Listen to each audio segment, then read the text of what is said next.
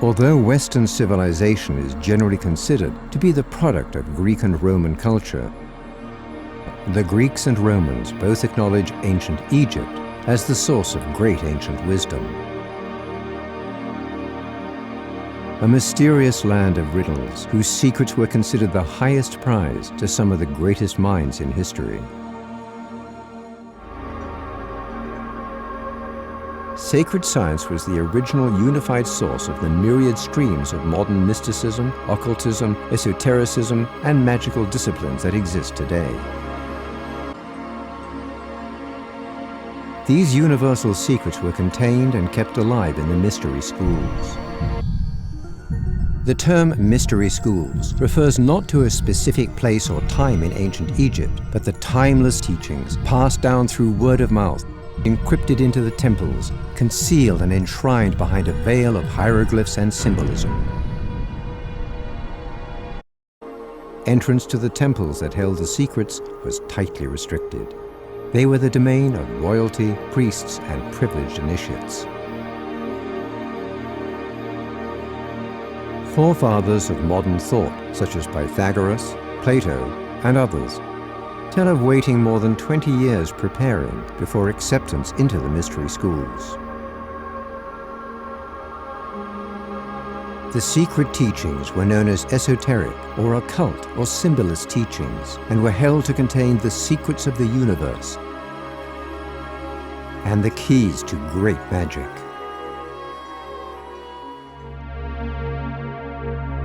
Over the millennia, the temples fell into ruin, and eventually so did the teachings they enshrined. All hope of reconnection to the wisdom of the past seemed lost.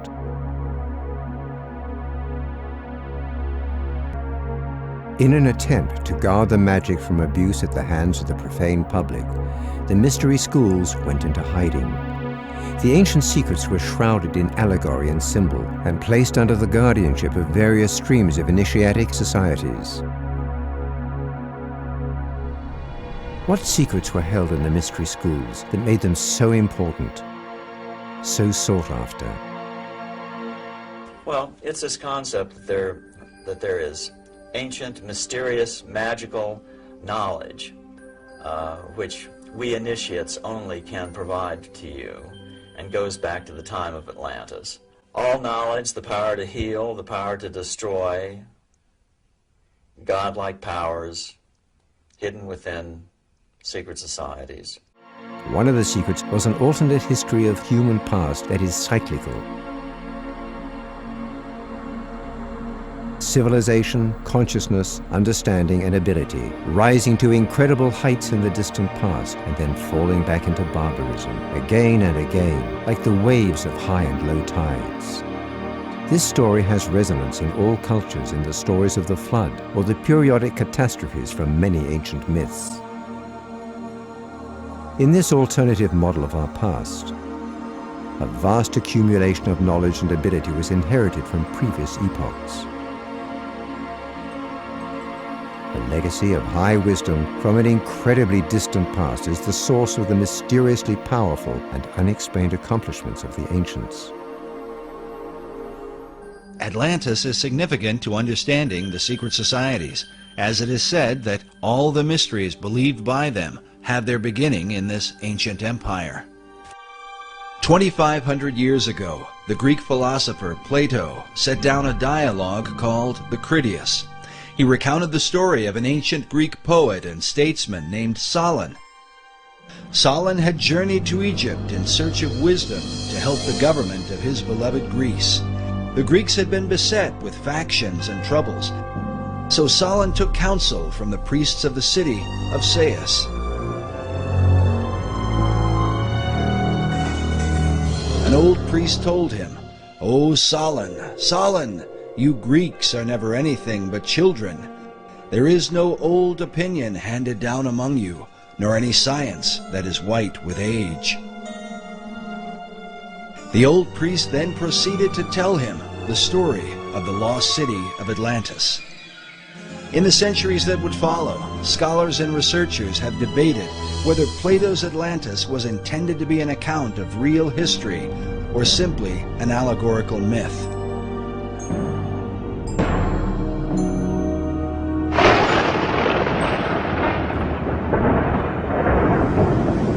Some even suggest that Atlantis was really the antediluvian world, the wicked society destroyed by the wrath of God in the great flood of Noah. In the 20th century, Plato's account was further supported by Masonic philosopher Manly P. Hall. Hall claimed that Atlantis had once been a vast and mighty empire that extended to the whole world, a philosophic commonwealth of nations that one day was destined to be rebuilt. But who would rebuild it? And exactly who was Manly P. Hall? Manly P. Hall was probably the most highly esteemed occultist and Freemason of the 20th century. He understood the secrets of the ages long before he ever joined the Mason. Was really the foremost authority on the occultist side of Freemasonry. I can't really think of anybody close to him. Manly P. Hall was one of the leading people within this whole other world that we talk about. Hall authored over 200 books and is said to have given some 8,000 lectures on ancient philosophy. He is perhaps most remembered for his contribution to the mysterious Brotherhood of Masonry. Upon his death in 1990, the Scottish Rite Journal, a Masonic publication, noted that he was often called, quote, Masonry's greatest philosopher. The sage is an unusual human phenomenon. Existed in every age, but was honored and revered, sometimes even worshipped in some earlier historical periods. Their spiritual and intellectual ancestor is the shaman. These are the wise people who receive an interior calling, or maybe have several incidents in their life when they are thus called, to separate themselves, at least for a while, from humanity, and to undergo an internal experience that turns them into archaic sages. And their role became that of advisors and spiritual inspirers and leaders of the community. As time went on, at least in some cultures, their role changed, morphed into that of the prophet. The prophets in history are the successors of the shamans, because the prophets are prophets not because they foretell the future, that is a misapprehension, but they know things that others don't. They hold conversations with deific beings, with inspiring and guiding agencies that other people can not perceive. And so they become the inspirers of their people. In modern times, we also have sages. In one of his books, Manly Palmer Hall writes that the sages, unknown to the majority of humanity, guard the wheel of time. This, of course, was very much a belief, perhaps a realization of Mr. Hall, that hidden behind all the commotion and the hullabaloo and the difficulties of human life in this world, there is a sort of secret inspiring and directing agency, which is obviously not known to most. And that this directive agency consists of the sages. According to esoterics, the religion of Atlantis was in fact the mystery school teachings that were embraced by the ancient philosophers. Yet it might be said that none have been as prolific on this subject as 20th century philosopher Manly P. Hall, who wrote such books as The Secret Destiny of America and America's assignment with destiny. It was Hall that many Freemasons are said to have called Masonry's greatest philosopher. The greatest work that he did in Masonic research, he did before he was a Mason. And I was present on occasion, prior to him being a Mason, when he would teach Masonry to officers and to students of Masonry. And the fact that he could do so made us recognize even more that what we possessed and thought was uniquely ours in terms of wisdom was available to others who dedicated their lives in a certain manner. In 1934, Hall founded the Philosophical Research Society in Los Angeles, California, an organization dedicated to exploring the wisdom of all the world's traditions. It began in 1934, and I think in this building, the library itself was finished in 1936. This is one of the leading wisdom libraries in all of North America, if not the most comprehensive itself. The Philosophical Research Library has been highly regarded by esoteric students from all over the world. It is composed of books and artifacts collected by Manly Hall throughout his lifetime. Among those who revered the library was President Franklin D. Roosevelt, a Freemason and student of esoteric tradition. And Mr. Roosevelt himself, you know, back in 1942, after the Pearl Harbor invasion, sent some of his people here to microfiche the works in this library because he looked upon it as a national treasure. He wanted to preserve it. When Hall died in 1990, his role as president of the society was succeeded by Dr. Obadiah Harris. Manly Hall, who was a young Canadian philosopher, sage type, envisioned re-establishing what he called the little Alexandrian library, which was, as you know, destroyed. He was very fortunate in that as he was giving a talk, he was still in his early 20s, a baroness, oil baroness, from Ventura, who owned most of the oil wells in Ventura County, told him that she was going to take care of him for the rest of his life, that no matter what he needed, let her know that she would see that he got it. And she wasn't really joking, because I've looked at the records, and back in the early 30s, when most of the country was in depression, I don't know if California was really in one, but most of the country was, she was giving him $50,000 and $100,000 at a time to go around and search out this wisdom literature in manuscript form and in book form. At 22, Manly began a trip around the world. His pilgrimage took him to many of the great cultural centers in Europe and Asia, from Korea to India, from China to Japan. His journey allowed him to encounter the amazing variety of human cultures, customs, and beliefs, and to experience the common threads of wisdom that bind together all of mankind.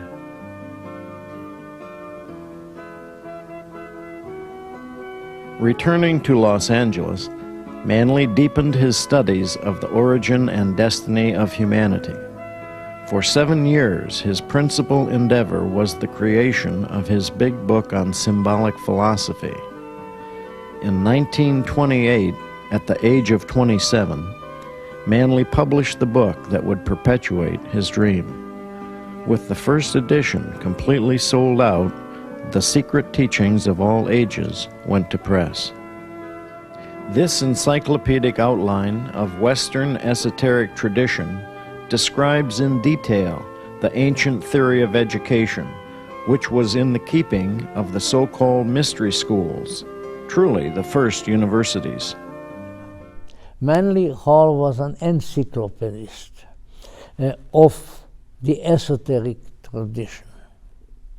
And so Manly Hall made it his business to create an encyclopedia, just like the encyclopedist did with the secular knowledge, to create an encyclopedia which would trace in an unbiased and uncorrupted and reliable fashion the various features of the esoteric tradition.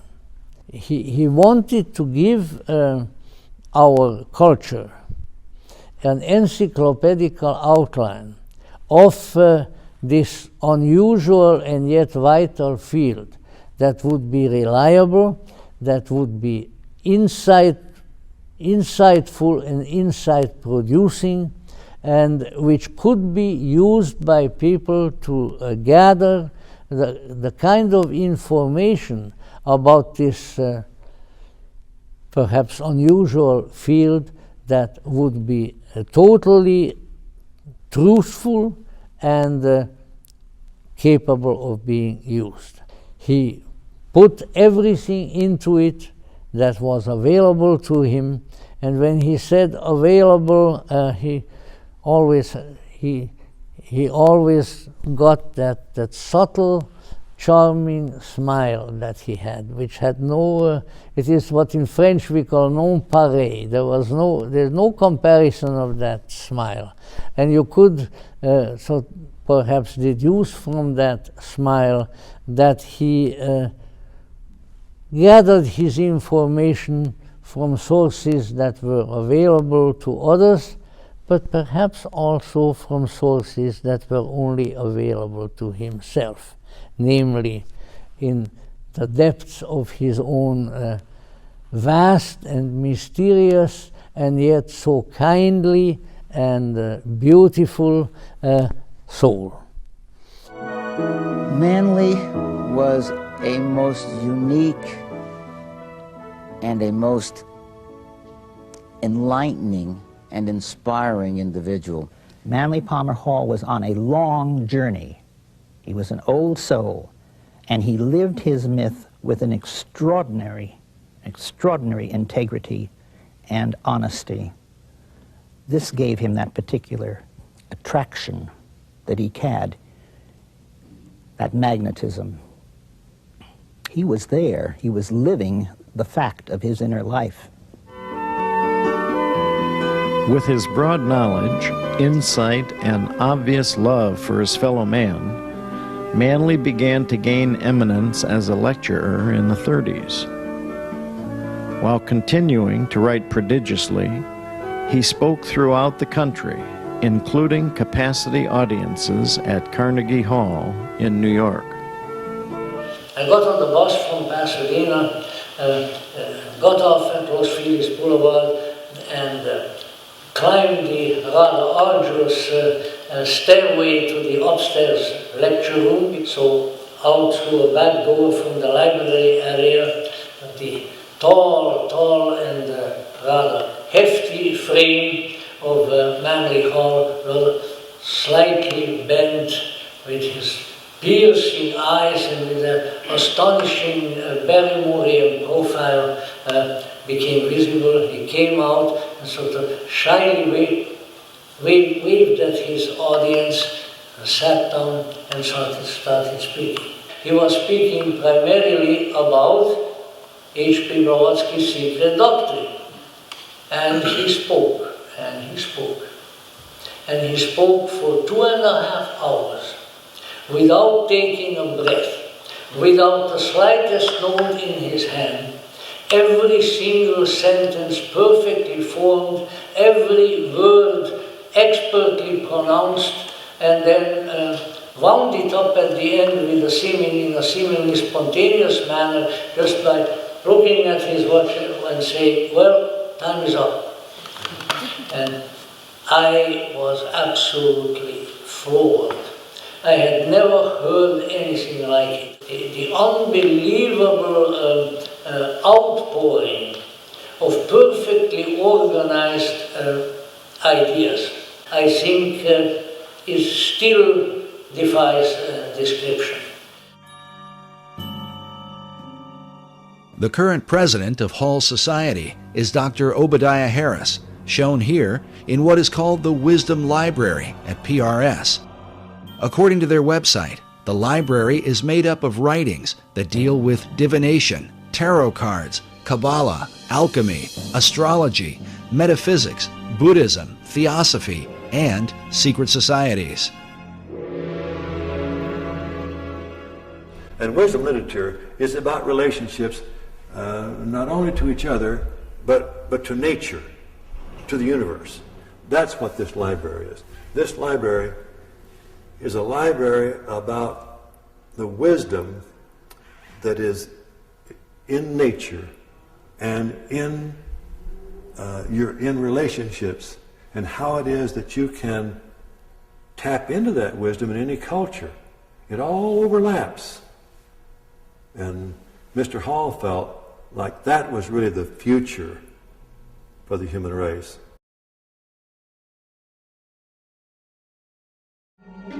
Well, Manly Hall, of course, really was one of the leaders of this whole world esoteric movement for probably 70 years or more. And he wrote extensively about the ancient mysteries, and he eventually joined the Masons, and of course moved up very rapidly to 33rd degree Mason, and then to the upper levels of Masonry. Manly P. Hall was a Freemason, wasn't he? Right, he was a 33rd degree Mason. He was really important as far as trying to figure out what the goals of Freemasonry are in this age. He gives you hints, just incredibly important hints at what they're all about at the root level, what it is they're really striving for, what is their core inner doctrine, which they really don't like much revealing to the rest of the world.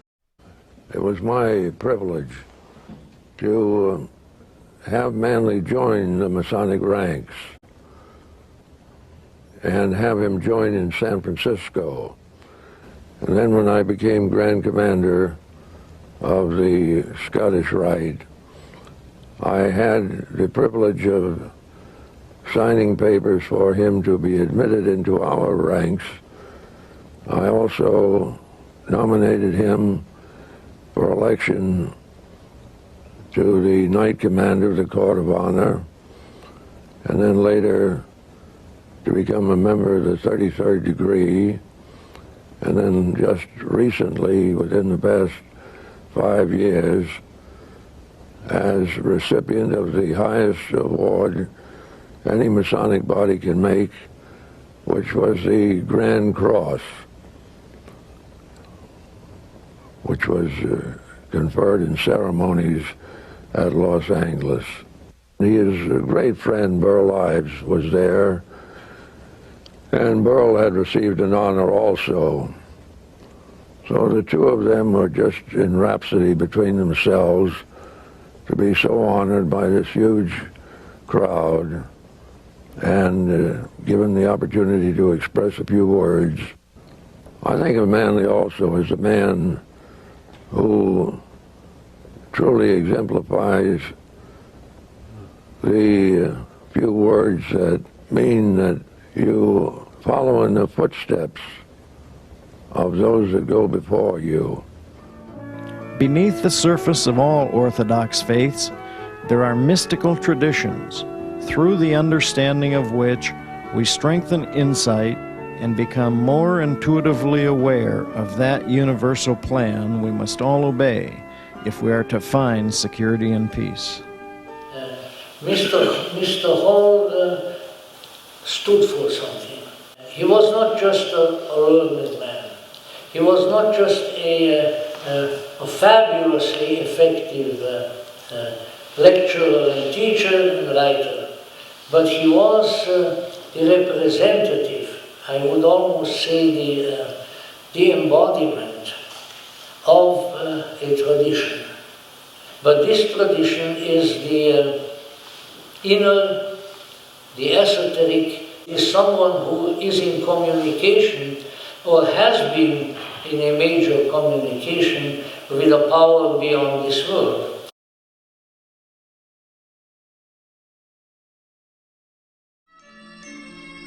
A chief issue of debate are the very symbols that define the United States. Where did they come from, and what or who exactly do they represent? For many, the answers lie in the secret societies.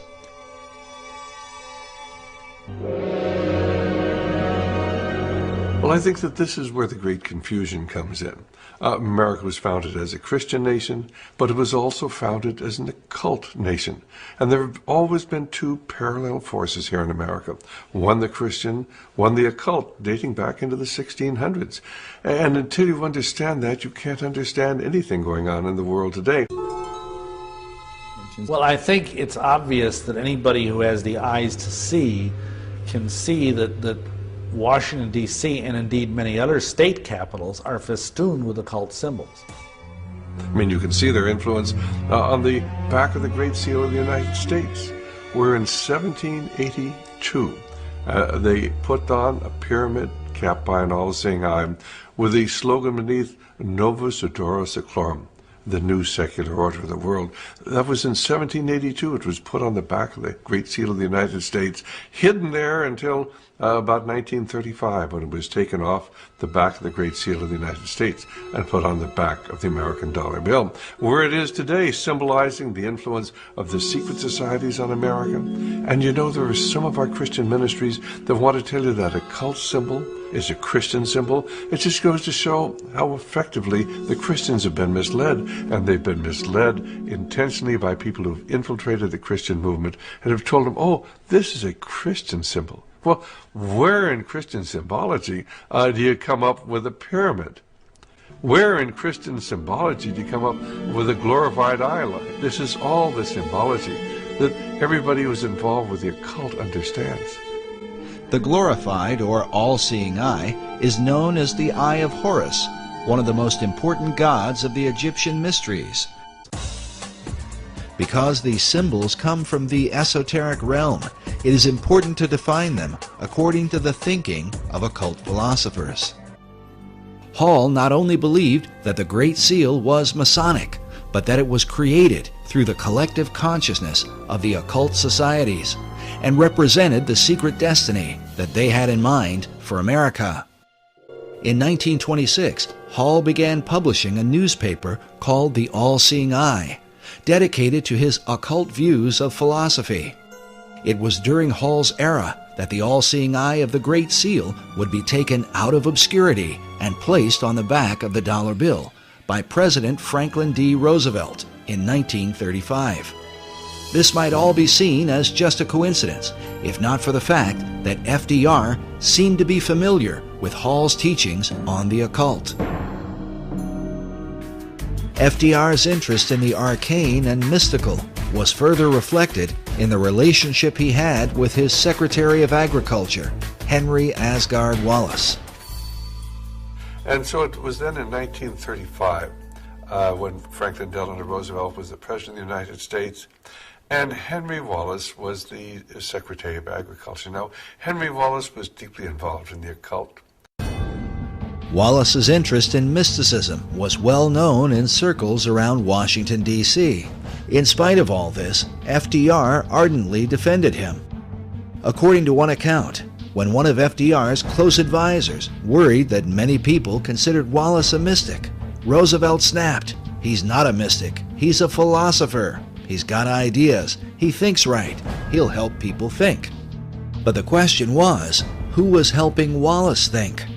This question has been deemed critical because it was Henry Wallace who suggested to FDR that the Great Seal be placed on the back of the dollar bill. But why? Well, it has a lot to do. Let's go back to really important individuals here. His name is Nicholas Roerich.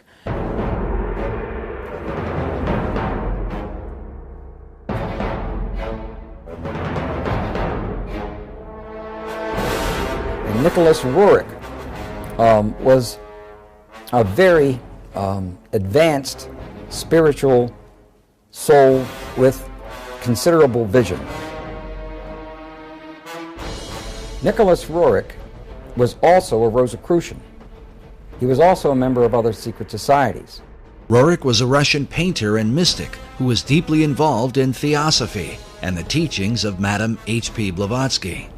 He is famous for his travels into Tibet and the Far East. I believe that Nicholas Roerich was a spiritual teacher, not a supreme spiritual teacher, but was a teacher of Henry Asgard Wallace. Roerich was considered not only a teacher, but a spiritual mentor and guru to Henry Wallace. It's believed that Wallace recommended the Great Seal to FDR because of the mystical influence Roerich held over him. You know, the dollar bill thing was about the New World Order. Actually, that came from Franklin D. Roosevelt and others around him, even Nicholas Roerich. It's almost like baseball. Roerich to Wallace to FDR to the dollar bill. This really symbolized the fact that now the esoteric influence dominated the American government. And Morgenthau, the Secretary of Treasury, wrote extensively about this point, and he said there's some strange cabal, some mystical order behind the scenes, calling shots on the artwork that appears now on our dollar bills. He had to approve it, and he later had found out that this was all Henry Wallace's. It was all based on Henry Wallace's relationship to Nicholas Roerich. Nicholas Roerich is the person who is responsible for that ending up on the dollar bill. While many people have never heard of Roerich, he was a well-known figure during the FDR era, in the years preceding World War II. His works of art were internationally recognized, so much so that an entire building in New York was erected to house his many paintings. Roerich was nominated 3 times for the Nobel Peace Prize and was the inspiration for the Roerich Peace Pact, which was signed by Henry Wallace in the presence of President Roosevelt at the White House. In 1986, Mikhail Gorbachev called Roerich one of the cultural pillars of Russia. The Russian cosmonaut Yuri Gagarin, the first man in outer space, when asked what the Earth looked like from orbit, answered, very much like the paintings of Nicholas Roerich. He was a great oil painter, bar none. He's one of the greatest in terms of the Himalayan Altai scenes that he depicted. He did some wonderful work. He was a gifted artist. While Roerich's paintings are today kept in a modest museum in Manhattan, they were once kept in a towering building on the Upper West Side. In the 1920s, Roerich was supported by a wealthy benefactor and Freemason named Louis Horch. Like Wallace, Horch considered Roerich to be his guru and financed the construction of a massive building to honor him. It was called the Master Building. During this era, Roerich designed what he called a peace banner that went along with the Roerich Peace Pact that had been signed by Henry Wallace. The symbol was simply 3 circles in a triangle formation. This symbol can be seen even today, engraved on the black cornerstone of the Master Building. Absolutely. The whole building was built for him, for his use, in his honor, and in his name. And it was to be used as a place where there would be art galleries, art studios. Great writers of the past lived there. Joseph Campbell was there? Joseph Campbell lived there for a period of time. Joseph Campbell was a highly regarded esoteric who wrote about the power of myth. His works are still celebrated by the Theosophical Society to this day. Mr. Hall used to go to the Roerich Museum in his early days, just after he had written the big book called The Secret Teachings of All Ages, because there in the penthouse of the Roerich building met the very elite, the esoteric elite, you might say, who were really into not only the mysteries of the great world religions, but also the mysteries that many people don't know that was part of the motivation in the founding of our own country. Is it possible that inside the mysterious penthouse at the upper level of the master building, the so-called esoteric elite decided on the design for America's dollar bill? Remember that the master building was finished in 1929. The Great Seal was not placed on America's currency until 6 years later, in 1935. All of the players in this drama were involved in Masonry, including the Secretary of Treasury, Henry Morgenthau. The Roriks themselves were known for tapping into the supernatural realm. The Roriks were particularly eccentric. Helena Rorik spent much of her lifetime channeling a spirit that called itself Master Mariah, the same spirit that inspired Madame Blavatsky. She started writing, and she said, well, I get it from my masters. They're dictating to me, or I see it in the astral light, the inner worlds. Blavatsky explained that these invisible helpers were adepts, or masters, who are part of a brotherhood of enlightened spiritual beings. The average individual says, oh, that can't be true. And yet it is true. And when you talk to the people who are dealing with this, they come in contact with this many times. They have accessed this other dimension. And of course, many of the people who are into the New Age are into astral projection and in contact with these spirit beings. And there really are spirit beings out there. They refer to them as the Masters of Wisdom, or the Great White Brotherhood, or the Enlightened Ones. And they believe that they are guiding society. And so these masters are in separate brotherhoods in India, in Egypt, and elsewhere, who are helping to perhaps control the progress of the planet and spreading the wisdom.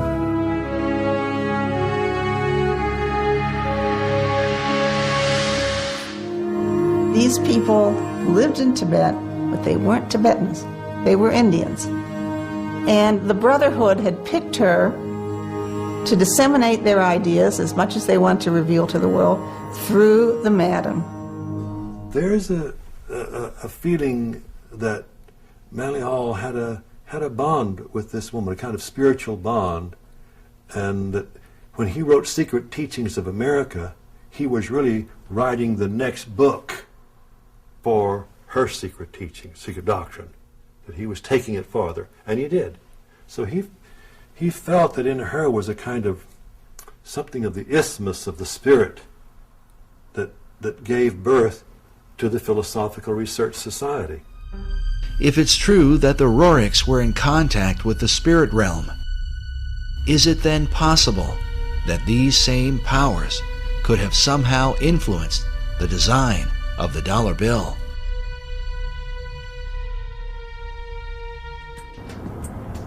We're at the very top of the master building, and behind you is the river, and in front of you is the outside walling of the meditation room or temple or whatever one wants to call it, the chapel that Rorik had constructed for his private spiritual purposes. So it's right on the other side of this wall. It's this, all this in here.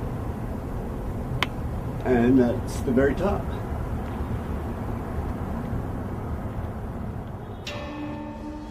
The staggered layers at the top of the penthouse seem to bear some resemblance to one of Rorik's paintings titled Arhat.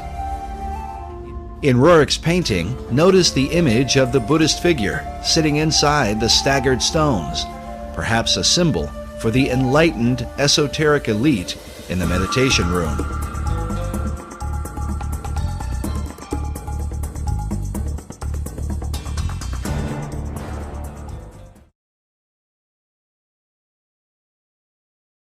Oddly enough, about the same time the Masons were finishing the work on the master building, Nicholas Rorik finished this painting titled The Last of Atlantis.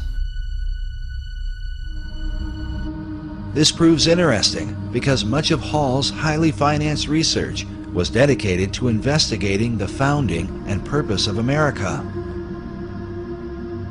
Through his research, Hall became convinced that America had a secret destiny that was known by the arcane societies of the ancient world. Was it this information that compelled FDR to preserve Hall's literature? Like Hall, FDR also believed that America had a rendezvous with destiny.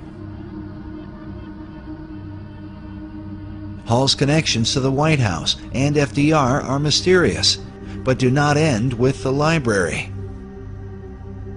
Hall was also involved with a mysterious Russian mystic named Nicholas Roerich.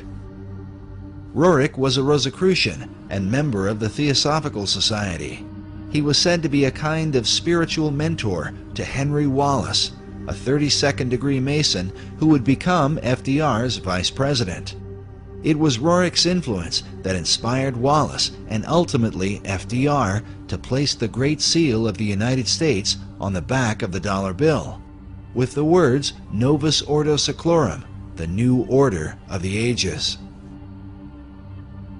Dr. Harris, can you tell us about this statue here?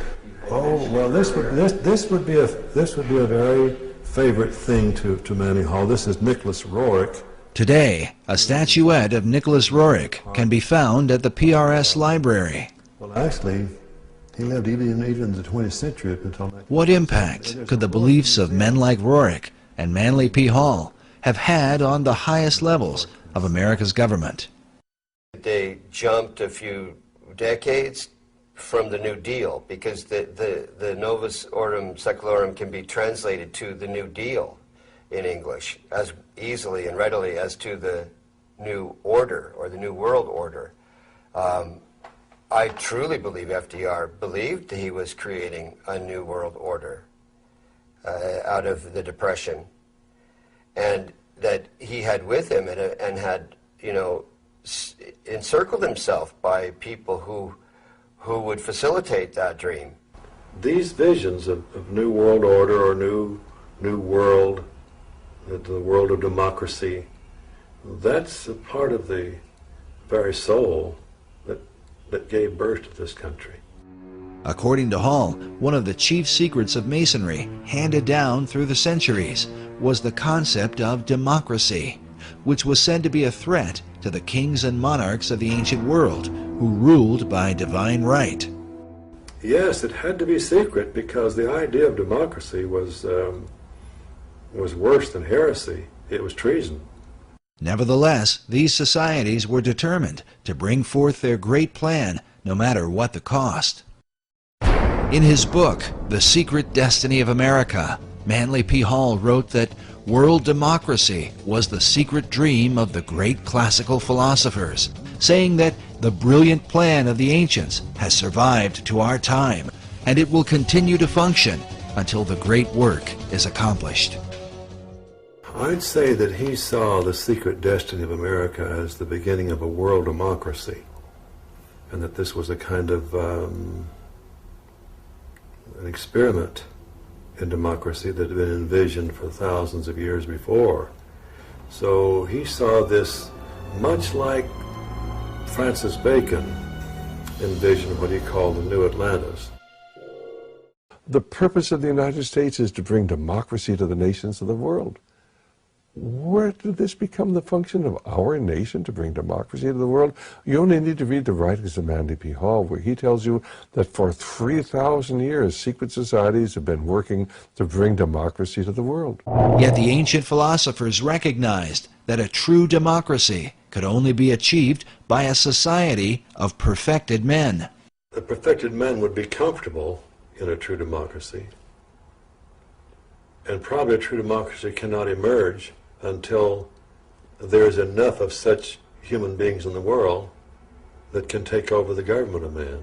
It will be that kind of leadership. It'll be like Plato's vision of the philosopher king, the man who has wisdom and the man who has power.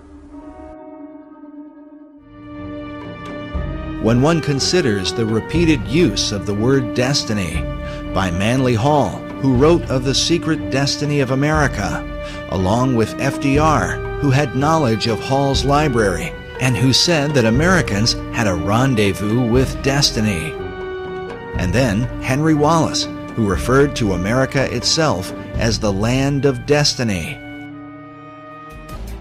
Like many who are involved in New Age and occult ideas, Nicholas Roerich dreamed of a united one world order.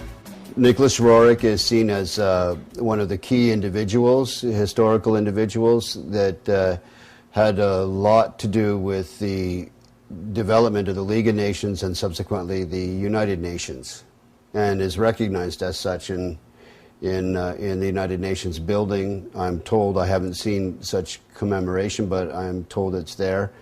And the history of the United Nations is often characterized in association with Nicholas Roerich's global peace efforts. Roerich's dream was shared by his disciple, Henry Wallace, as demonstrated by the book Henry A. Wallace, His Search for a New World Order.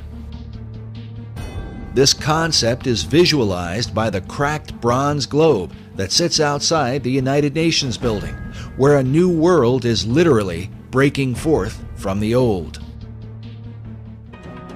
Many researchers have come to believe that the plan of these societies is that, like the Phoenix of old, the America that we know will ultimately be destroyed, and that from her ashes will be born a new world order. According to David Oveson, it was Manly Hall who taught that the American eagle was a cleverly disguised phoenix bird. In his writings, he documents this account from the 1st century A.D. There is a certain bird which is called a phoenix, and when the time of its dissolution draws near that it must die, it builds itself a nest. But as the flesh decays, a certain kind of worm is produced. According to this account, it is from this worm that the phoenix is reborn. This concept of a phoenix worm in its nest seems to be represented at the top of this column on a building found in Europe.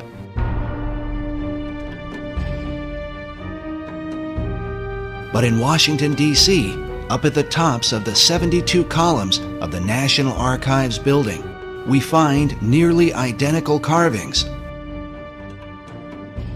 all perched beneath the throne of destiny itself. Could this somehow be a veiled reference to the secret destiny of America? And so Manly Hall prepared us for a turbulent and difficult and challenging era within which we live. He showed us how we are part of and we can be a conscious part of a tradition which is rooted in transcendence, which is rooted in something that is beyond this world, wherein really our own true nature originates. That we have within us a seed of transcendental deific light and glory. And if we recognize that, and if we cultivate this seed, this spark within us, then it in turn can put us in touch with its own source.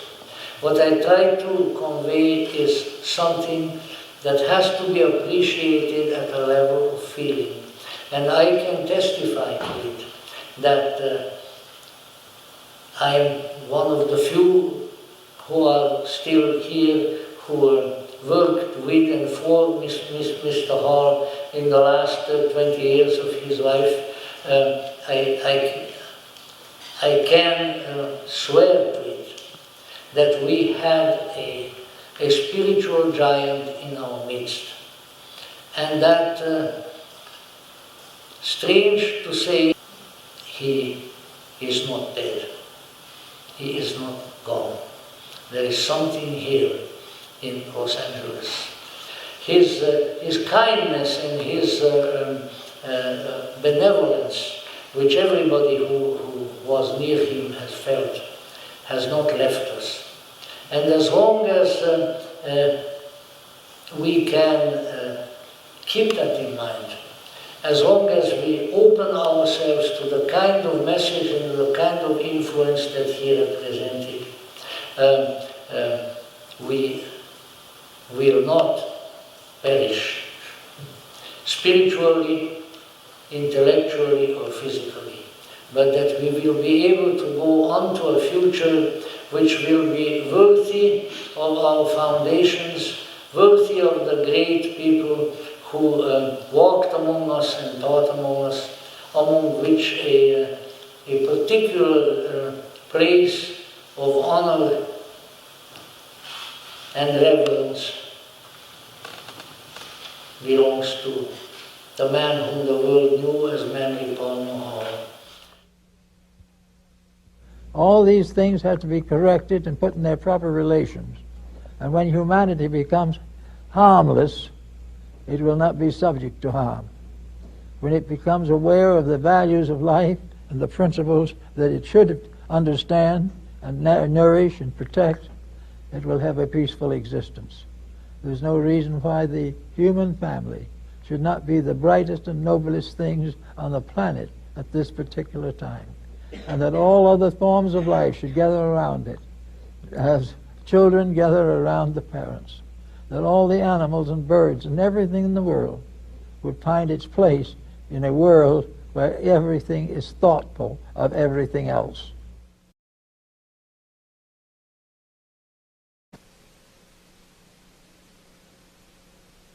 I think, as a Mason today, I have a right to speak up, and that is to say that the coming years are going to be of the greatest importance to the Masonic order.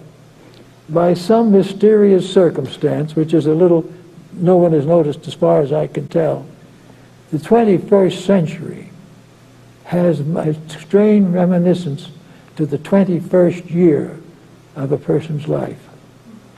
This is the year of the coming of age. It is at that time that theoretically the person is an adult. So on the 21st birthday of a nation, something very important must be considered.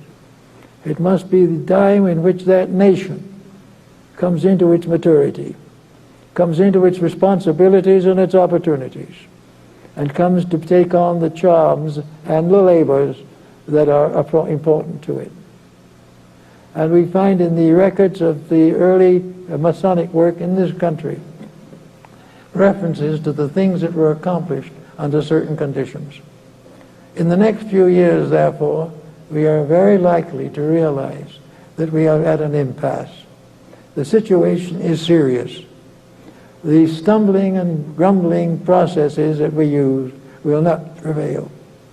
Every day we come into worst condition. Every day the water is worse. The earth is more polluted. The air is more tainted. The more difficulty, the destruction of natural resources, the continuance of war, the development of destructive weaponry. All these things go on. Now, if they go on long enough, something is going to happen. Something is going to remind us that man does not have the right to destroy that which he did not create. He has not the right to take a beautiful world with all its privileges and opportunities and turn it into a purgatory. Every day we read the paper, there is more selfishness, more cupidity. And in a few years now, we're going to come to this period of a new generation. Now, there are a lot of people who are hoping a lot for this new generation. They are hoping that we're going to make a major step forward. Well, I think we will, and I think we will succeed. But I think it is very important that this situation should remind Freemasons that they have something to live for. They are not in something that was just an accident or an incident or for which they're paying dues. They have taken the obligations of being there when necessity arises. In the long, peaceful years, they can enjoy their own way of life.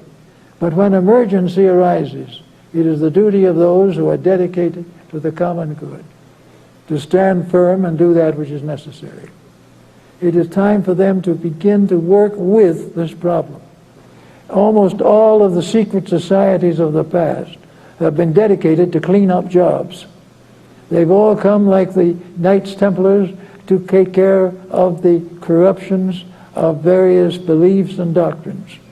They came to take the place of political corruption that was beyond hope. Every day, in every way, the brothers were at work, sometimes secretly but always continuously. And in the next period of time, it seems to me we have Masonry's coming of age. Whether we realize it or not, it has been with us in one way or another for over 4,000 years. It has led us through many desperate emergencies. It has given us the strength to do great things. It has given us Washington and Franklin and Jefferson. It has given us all kinds of disciplined support. It has given us great ideals and great hopes and great visions. And now comes the time when these have got to be put into action. There is no reason why there should not be a powerful reuniting of the light of Masonry in the hearts of every Freemason. We're not asking for treason. We're not asking for disobedience. We're asking for dedication. We're asking the Mason to get down and do what is necessary and possible for him to do. To do things for his own family, do things for his community, take a new interest in his children, to become more and more aware of the need for the regeneration of his literature and his art, to no longer support with a kind of a negative complacency things that he knows in his heart are not right. We don't ask him to do anything violent, but we think it would be very good for him to stop doing those things that he does not have to do, because those things which are not consistent with Masonry are not for him. We know that a great time is coming, that Masonry is no longer going to drift along. Masonry is not going to do little nice things. It is going to keep on its great charities, of course, but it is also going to become a personal problem, a personal matter, with every Mason thinking in terms of his own son and his own daughter. Every Mason unwilling to support that which he cannot consider to be ethical. The time is definitely here, and in this coming century, we're either going to have to make this adjustment or we're going to find a very serious collapse on our hands. If we do not make this century, our natural resources will be so distorted and diminished that we will be in great difficulty. There may be more wars and rumors of wars, but these can be avoided. There can be and should be what Nostradamus seer pointed out. He said in the closing years of the 20th century, there will be great confusion and sorrow and misery upon the earth, and great wars and troubles. But with the beginning of the 21st century, the Paraclete, the Prince of Peace, will come, and there will be a long time when the world will be in a blessed state of understanding. And to bring that understanding about, the integrities, the dedications, the beliefs, the hopes and ideals of the secret organizations of the last 5,000 years can be brought together in one definite purpose. There is one definite purpose, as we find God has given America to be free. To be free, it must be free of its own weaknesses. We have the great need for the restoration of idealism. I think we can all remember with some measure the struggle of the 17th century, which was probably one of the most interesting periods. Masonry was there under its own name. There was no question about that. It was the day of the alchemists. It was the day of the Illuminati. It was the day of all the mysteries and symbols of the Rosicrucians. It was a time in which society was attempting to transmute itself. It was seeking to turn base metals into gold, ignorance into wisdom, false doctrines into truth. And a mysterious order appeared at that time.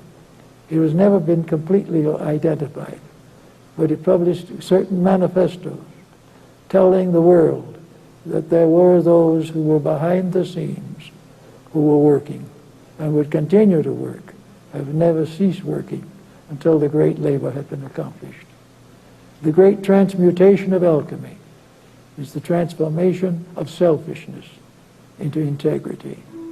The transformation of selfishness and all that it pertains to into the unselfish light of truth.